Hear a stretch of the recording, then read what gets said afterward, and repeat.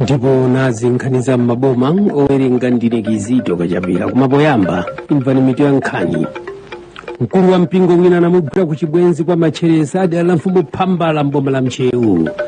Amuna awiri azunguza mitu ya anthu ochuluka kwa Kamoto adala mfumu Ndanga mboma la Mulanje koma okhala pa banja ndi mkazi mmodzi. Kwa Mtumwinda boma la Machinga kwa Justin mkulu wina akuyenda za madulira atanamiza mkazi wake kuti achifwamba mulanda njinga chikhalireni mayi yapambali ndi anamulanda njingayo.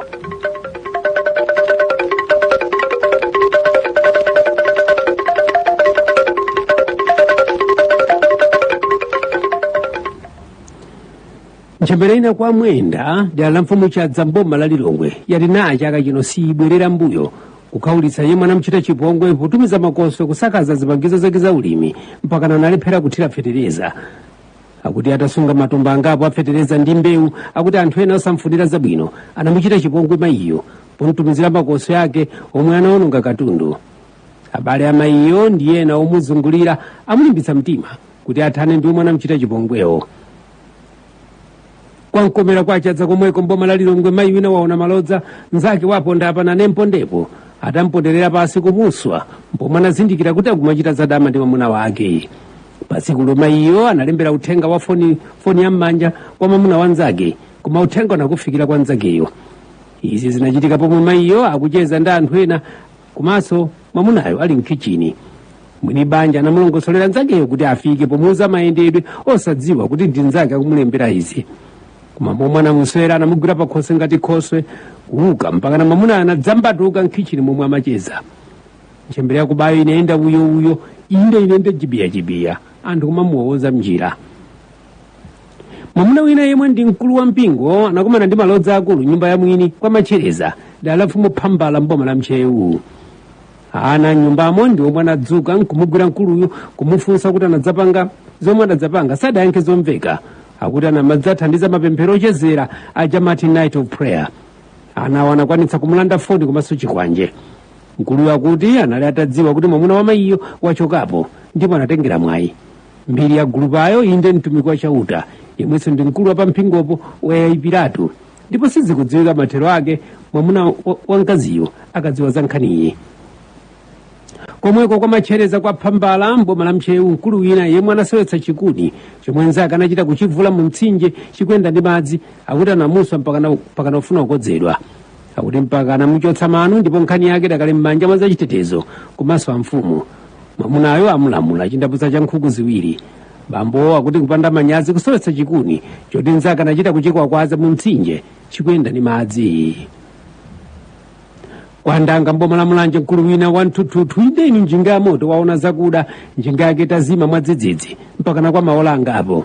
Akuti mkuluyo sadafune kuchita ulemu atapeza chinamtindi cha wanthu pa bwalo lina la kwa mfumu akukambirana. Koma m'malo mwake anadutsa mwa challenge koma anthu mgululo anamutchera mkuluyo ena amati kupininga. Njinga inazima mpaka na atere titiri osalira kuti atere titiri kukanika ndipo zinamtengera nthawi kuti achokepo pamalopo uko anthu ena kungonyongodola mkuluyo. Mpaka na pano mwamunayo wadzionera ndipo akukhala mwa manyazi kwambiri zitachitika izi. Akuti ngakhale machapo okonza njinga anankanira kupita pa gululo kuti akamudzutsire njinga yake. Nkhani ili m'manja mwa mafumu ndi zachitetezo ngakhale akuti angomusiya chifukwa ati walandira kale chilango. Amuna awiri azunguza mitu ya anthu ambiri kwa Kamoto dala mfumu Ndanga mboma la Mulanje komwe akumapita ku nyumba kwa mayi wina kumakakhalako ngati banja. Akuti onsewo akumakhala ngati banja kumachokera ku nyumba zawo zosiyanasiyana mpaka na anthu ena kumene kusakumvetsa kuti awiriwo angachite izi. Ena kuti mkutheka anthuwo angoapepetula chabe. Ena kuti sakukayika chifukwa chiti ni mankhwala. Kwa Ntapa dala mfumu likonso mboma la Chiradzulu tatsikana tina tomwe tikukanitsitsa sukulu. Akuti tikumabera anthu mondokwa ndalama zake nkumayendera m'mabiyalawo. Mwini munda wina wachenjeza kuti aona zakuda ndipo zikuoneka kuti akuchita makani akulu osapita kwa mfumu akayitana. Anthu awachenjeza kuti awatentha kapitiriza zawo zomwe akuchitazo. Nchembere ina yati kufuna itabwerera kumudzi kwawo kwa Goliath mboma la Thyolo kuchokera kwa Akalanje dala mfumu likonso mboma la Chiradzulu lomwelo akuti yatopa kuti wakhala akuchita zadama ndi malume ake pokhwimira bizinesi yawo. Akuti anthu ambiri akumuseka mayiyo kuti asayalutse malume ake chifukwa iye mwini atafika muderalo ananena kuti ndi munthu wosangalala kwambiri. Komabe anthu ena kuti mayiyo watopa kwambiri pogenza kuti zomwe akuchita sizikuyenda, angokhalira kusamalira ndondocha. Nkhani ya mayiyo yafika mmadera akutali monga kwa mphepo, kwa njeremba komanso kwawo kwa Goliati. Mukumvera nkhani za m'maboma kuchokera kuno ku Radio 1. Popitiriza nkhanizi, banja la mwamuna wina laweyeseka ndipo padakali pano akulandira thandizo la mankhwala. Anthu achipongwe atangubejula miyendo ndi msagwadwa kwa thunga la mfumu Kaduya mboma la Palombe. Anthu sadamsiye mkuluyo atampeza ni mkazi wa mwini ndipo kunali kunsupula kumsana, ndipo anthu akwamatama akuti zakhala bwino chifukwa mkuluyo wakhala kusokoneza mabanja.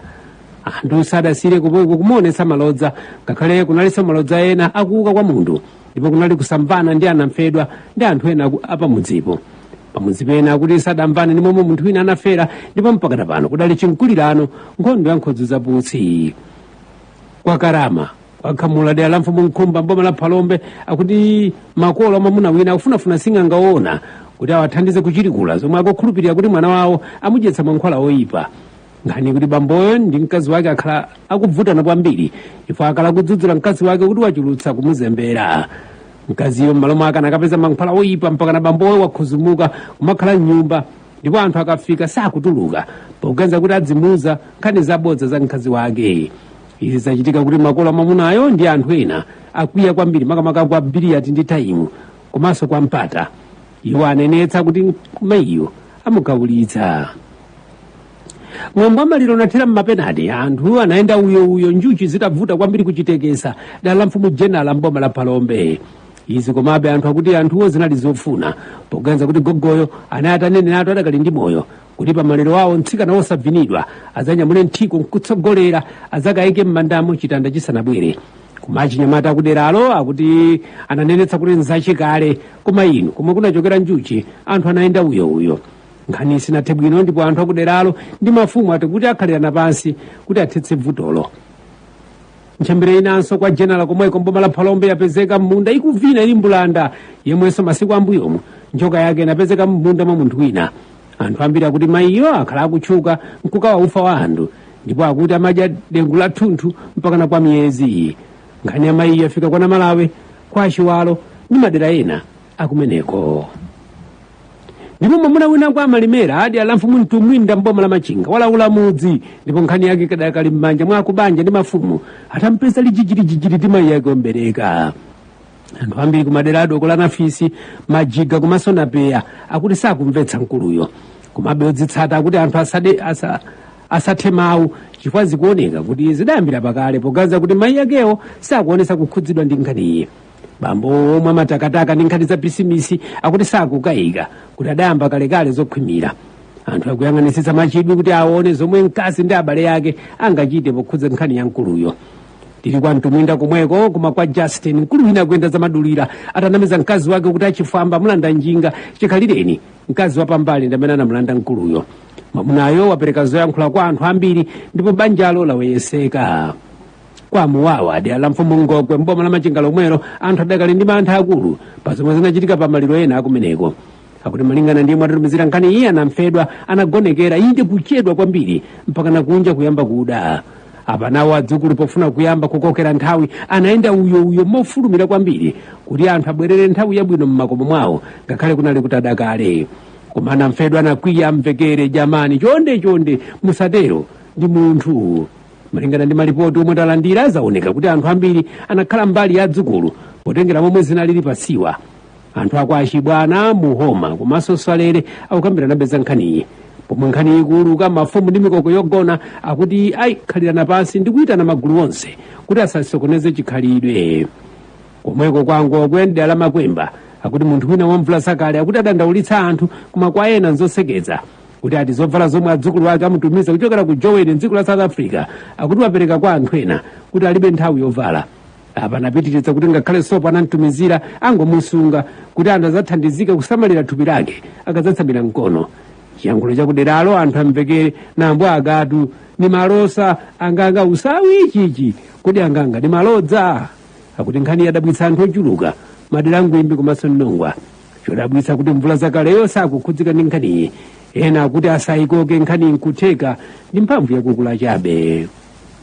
Pomaliza nkhanizi nayinso mitu yake.